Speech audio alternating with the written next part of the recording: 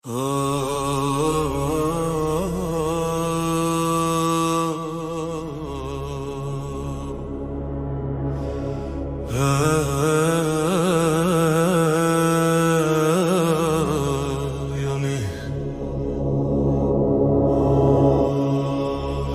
aslanı merdi meydandır o,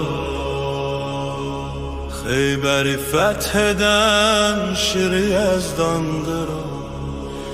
Alemin rehberi Şah-ı Merdandır o. Lefetayla eli Hey heyder, hey heyder. Zülfügar elinde kudreti sarsılmaz, ondan başka hiçbir kahraman olmaz.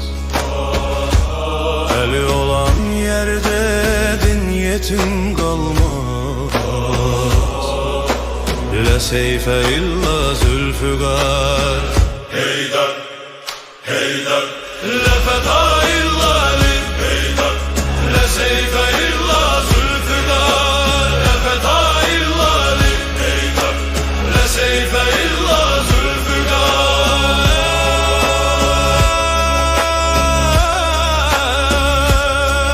Heyder, Fatih-i Xeyber'di her bir an seslenir. Göylerde melekler ya eli seslenir. Müminler eşkiyle dilde derslenir. Lefeta illa eli ya Mehdi, ya Mehdi, ya Mehdi, ya Mehdi. Ya Mehdi, Ya Mehdi, zulmün sarayını yerle yeksan ele. Zalimin taxtını qana elvan ele. Gel artıq cahanı nura mehman ele. İmam zaman al Zülfügarı, İmam zaman al Zülfügarı,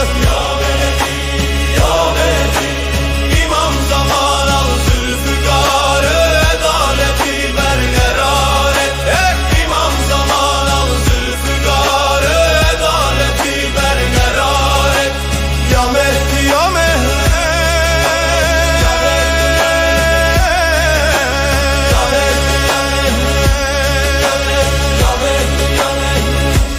Məzlumların ahı ərşə dayandı.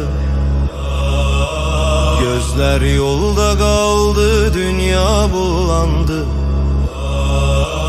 Hicran ateşinde ürək odlandı.